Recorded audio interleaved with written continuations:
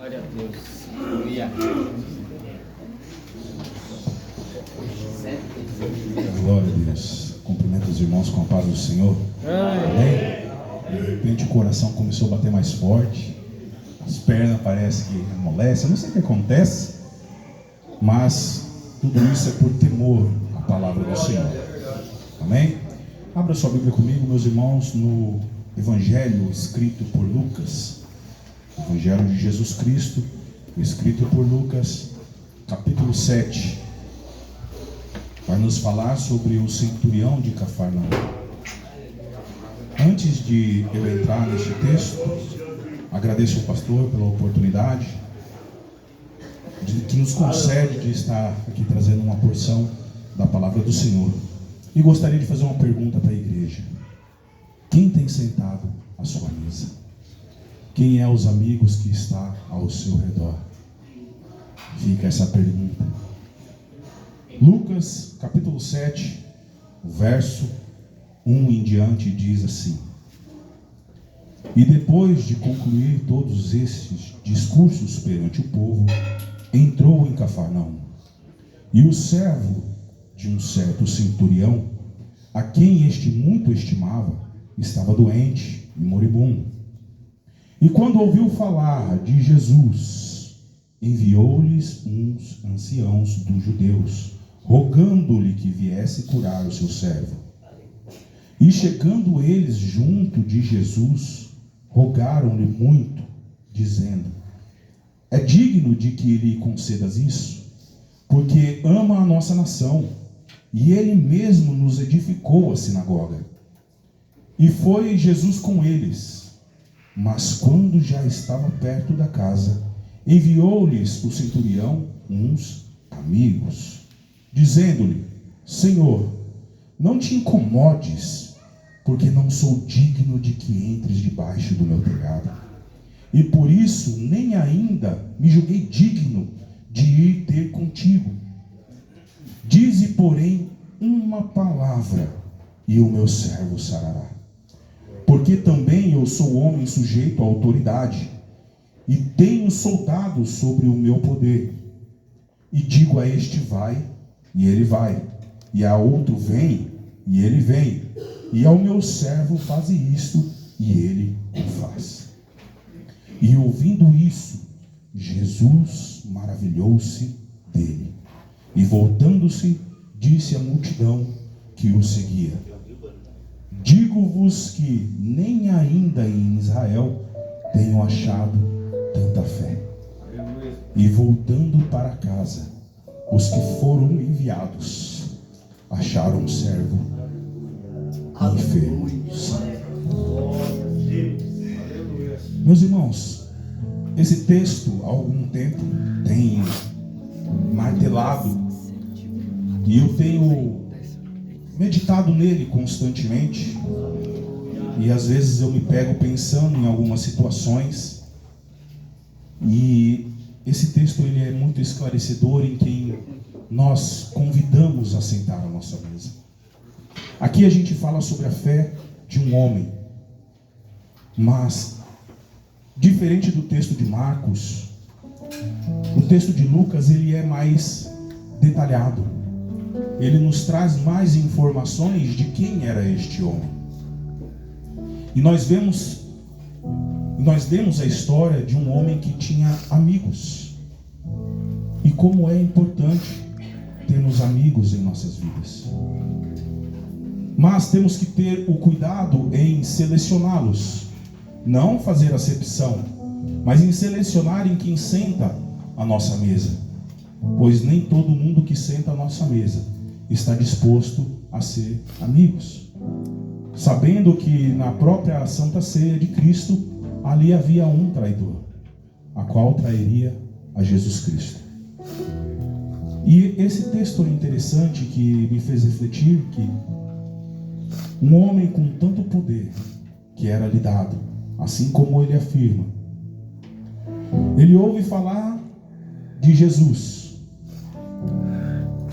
A fama de Jesus já percorria por toda aquela região. E depois do sermão, Jesus chega a essa cidade em Cafarnaum. E lá encontra essa situação. Um homem que estava à beira da morte, que tinha o seu senhor, mas que esse senhor tinha um apreço por ele. Que mesmo sendo submisso a ele, o seu senhor não queria que aquela situação estivesse acontecendo com ele. E eu acho interessante que em todos os cultos, eu posso dizer assim, sempre vem um pedido de oração aqui na frente. Assim como veio dessa criança, né, que fez cirurgia. E muitos oram em favor. Mas será que o nosso coração está inclinado mesmo em orar para que o enfermo seja curado? Para aquela pessoa que está precisando de uma solução, que Jesus venha entrar com providência na vida. Então nós vemos que ele envia primeiro os anciãos da sinagoga. Então os anciãos da sinagoga vai adiante levar a informação e fala para Jesus: tem um homem lá que está moribundo, e o senhor dele, que é um centurião, nos enviou a falar contigo para que o senhor pudesse ir até lá e curar aquele enfermo. Então aqui nós vemos que os anciãos testificavam, dizendo que ele era um homem bom, a qual ajudou a edificar sinagogas.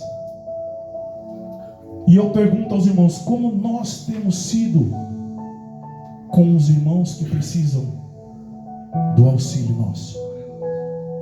É uma palavra reflexiva, meus irmãos, que traz a nossa memória de como é ser um cristão, de como é ser participativo de uma comunidade a qual prega Cristo. E ser igual a Cristo é ter amor ao próximo e ter compaixão, que é diferente de empatia. Quando nós temos compaixão, nós nos compadecemos daquele que está necessitando. E nós conhecemos pela história que a maior dificuldade do povo sempre foi os próprios irmãos. Quando nós vemos a história de José, o maior empecilho de José não foi no Egito, não foi como ser escravo. A maior dor de José foi os irmãos que o traíram, que o venderam, que mentiram sobre a sua morte. E aqui nós temos anciãos que foram testificar de um homem que nem tinha se apresentado diante de Jesus. E parando para pensar nisso e refletindo, eu pensei comigo: como será que as pessoas me veem? Como obreiro, como pessoa, como amigo? Como será que os nossos filhos nos enxergam como pais? Como será que a nossa esposa, nosso marido, nos enxerga como cristão? Então eu trago à igreja hoje, nessa noite, uma palavra de reflexão de como está o nosso testemunho diante da sociedade. Como será que as pessoas têm apresentado o Tiago, seja ele como o irmão, como amigo, como presbítero, como quer que seja?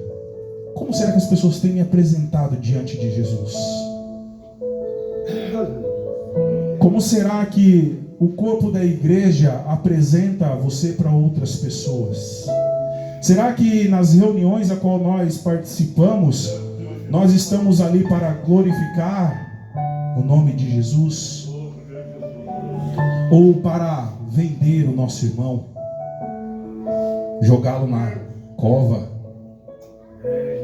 falar que ele tem que ser um escravo?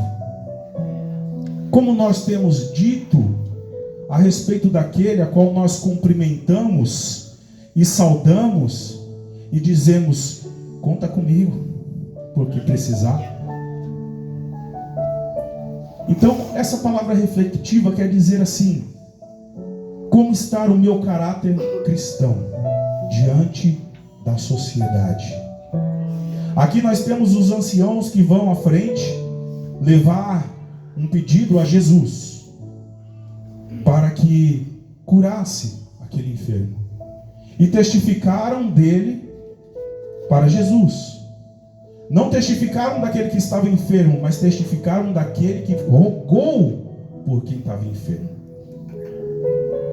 E Jesus viu a sinceridade do coração deles e seguiu-os até a casa do centurião. Mas aí, no meio do caminho, antes que Jesus chegasse até a casa dele, ele enviou os amigos. Então alguém de fora da casa dele testificou sobre a vida dele, dizendo que ele era um homem bom, um homem que tinha suas, por mais que tinha a sua patente, ele era um homem simples, humilde, não se deixou levar pelo poder dado em suas mãos. Quando muitas das vezes, por nós recebemos uma função, acharmos que somos superiores a todo o restante, e não. Aquele que tem a função de liderança, ele tem a responsabilidade em estar junto dos liderados. E esse homem representa muito bem o caráter cristão. E vai os amigos em encontro de Jesus. E chegando lá diante de Jesus, o que eles falam?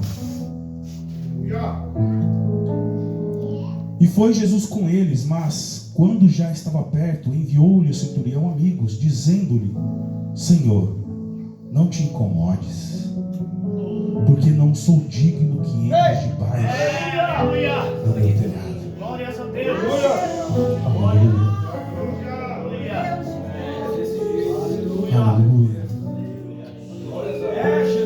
Os nossos amigos, nos momentos das adversidades, é bem dito mesmo, bem verdade, que você só conhece quem é amigo do momento mais difícil da sua vida. Jesus no Getsemane, de 12, de 11, apenas 3 o acompanhou. Então nós vemos que, como eu disse de início, não devemos fazer acepção, mas devemos escolher quem senta à nossa mesa. Porque sentar à mesa representa comunhão, como foi pregado na Santa Ceia. Quem senta à nossa mesa representa um vínculo de amizade mais próximo. E é o que a igreja deveria fazer. Nós, como dizemos, a paz do Senhor, irmão. Será que estamos dizendo de coração? Existem situações em que alguns irmãos, por não simpatizar pelo jeito de outro, atravessa a rua para não cumprimentar. Irmãos, de longe eu não enxergo muito bem. Então, se me vê na rua, Tiago, Pai do Senhor, faça o sinal que eu cumprimento. Se eu não cumprimentar, porque eu não vi. Mas você mudar de faixa, você virar o rosto, isso não é ser cristão. Isso não é representar o reino.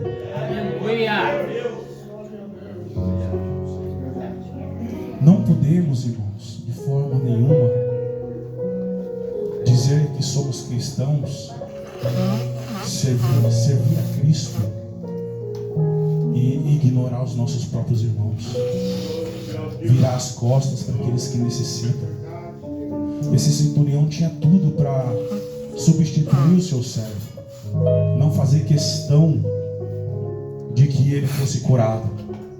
Talvez antes de Jesus entrar na cidade, antes de ser anunciada a vinda de Jesus à cidade, quem sabe ele não procurou os melhores médicos, a melhor medicina da época, para que ele fosse curado.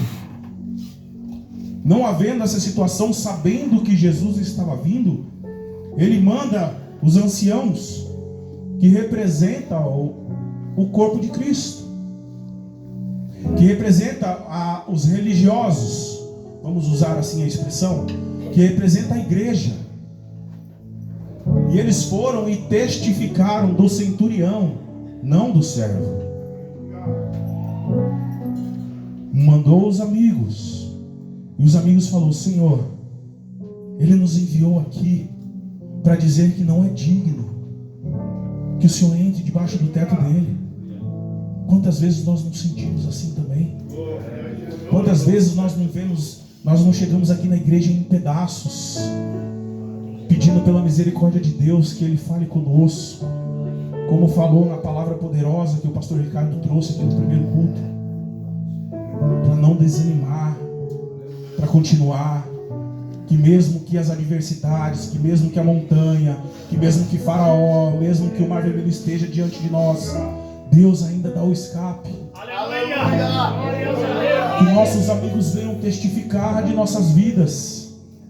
E sabe o que é testificar? É quando aquele que se diz amigo nosso dobra o joelho por nós e fala assim: Jesus, tem misericórdia do pastor, dá força para ele, a caminhada não é fácil. É quando nós deixamos de pedir por nós mesmos e começamos a interceder pelo próximo. Ser cristão é isso, é abdicar de nós e interceder pelo próximo. Senhor, abençoa os obreiros dessa igreja, para que eles possam ter ânimo em estudar a Tua palavra, em trazer aqui aquilo que o Senhor quer que a igreja precisa ouvir. Ser cristão é interceder pela irmã que está lá enferma, que gostaria de estar aqui. Ser cristão foi fazer vários momentos de orações em favor ao pastor Francisco, que descansa no Senhor. É dispor de coração sincero diante de Jesus e falar assim: Senhor, nós não somos dignos que o Senhor venha até diante de nós, mas apenas uma palavra, o Senhor tem poder para curar, o Senhor tem poder para libertar, para transformar, para trazer de volta. Apenas uma palavra. E Jesus, olhando toda essa situação, a igreja testificando, os amigos próximos testificando, a palavra vai dizer que Jesus maravilhou-se. Aleluia! E ouvindo isso, Jesus maravilhou-se dele. Não foi dos amigos, não foi dos anciãos, mas foi da atitude dele, de interceder por aquele que precisava. E ele não foi até, porque não se achava digno, mas enviou os amigos. Por isso que é importante, meus irmãos, nós sabermos quem está sentando à nossa mesa. Que essas pessoas sejam pessoas que, quando você precisar, esteja disposta a ajudar, a interceder. Eu não posso ajudar com dinheiro, eu posso ajudar com a minha disposição. Eu não posso ajudar com disposição. Irmão, fique em paz. Eu vou chegar em casa e vou orar em favor da sua oração. Eu vou dispor de um tempo para dispor ao seu favor, a sua família, a essa situação, e vou clamar ao Senhor, dizendo: Senhor, é o teu servo que precisa. Entra com providência, porque nós cremos num Deus poderoso. E Jesus, maravilhado, nos deixa esse versículo tão poderoso e diz: digo-vos que nem ainda em Israel tenho achado tanta fé. Às vezes nós ficamos pensando que a nossa fé é tão pequena, tão inválida, né? Se apresentamos diante de Deus como nada. E realmente, se nós formos parar para pensar, nós somos nada diante de Deus. Mas a misericórdia dele nos alcançou na cruz. A graça dele nos leva para o céu. O sangue dele nos purifica de todo pecado. E ele nos garante a salvação. Talvez, quem sabe, você entrou aqui despedaçado, com o coração quebrantado, Quando eu disse, Senhor, a minha fé é tão pequena, Deus. Oh, Espírito Santo. Eu não consigo, Senhor, dar-me força para continuar. E você não sabe que tem um amigo intercedendo por você. Às vezes você está prestes a morrer, mas tem alguém orando por você. Às vezes você tem um filho que está aí perdido, mas tem alguém orando em favor da vida dele, em favor de um pai, em favor de uma mãe. Esse é o poder da amizade que transcende qualquer tipo de compromisso que você possa ter com alguém. Quando você diz, eu sou o seu amigo, eu ensino isso para os meus filhos. Não use a palavra amigo para qualquer um. Amigo, ela tem uma palavra, é uma palavra muito pesada para se dizer a qualquer um. Quando Jesus fala para Judas do beijo, a qual ele chama ele de amigo, ali está representando um falso amigo que traiu o mestre. E nós não estamos sujeitos de escapar disso. Existem pessoas que entram em nossas vidas não para somar, mas para subtrair. E não percebemos, às vezes por considerar tanto, não percebemos que essas pessoas vai sugando, vai tirando as nossas energias. E nós não entendemos porque nós estamos daquele jeito. Mas é porque nós abrimos a porta da nossa casa para pessoas que se dizem cristãos, que se autodenominam filhos de Deus, mas eles só querem a destruição do nosso lar. Cuidado com quem entra na sua casa. Cuidado quem senta à sua mesa, a quem te chama de amigo. Ore, peça discernimento a Deus. Não leve na consideração que todo mundo é irmão. Eu vou dizer algo aqui que me pode até chocar, mas nem todo mundo que está aqui vai para o céu. Porque vive uma vida falsa. Pode enganar o pastor, pode enganar os obreiros, pode enganar quem for, mas a Deus não engana. Que possamos ser amigo de Cristo e que Ele possa olhar para nós e se maravilhar das atitudes que nós temos. Que possamos ser verdadeiros amigos na vida daqueles que precisam. Que se disponibilizamos a ajudar quem precisa realmente, de coração. Porque existe por aí afora pessoas que ajudam, tira foto e posta. Isso não é essa amizade. Amigo é aquele que cuida, que testifica, que ajuda, que não sai falando para todo mundo, eu fiz, foi eu que fiz, foi eu que ajudei, foi eu que levei, foi eu que isso, foi eu que aquilo. Tiro eu. Quando Deus mostrou a terra prometida, falou assim, vocês vão ter que entrar lá e tirar os zeus. Todos os zeus que está lá dentro, vocês têm que tirar. Então, se queremos alcançar a terra prometida, se desprenda de todos os zeus. Interceda pelo amigo, interceda pelo irmão.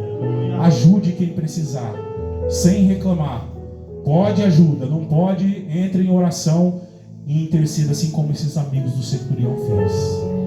Que Jesus vai abençoar, e a vitória vai chegar, e a cura vai chegar, e não o meu nome, não o nome dele, mas o nome de Jesus será glorificado. Amém.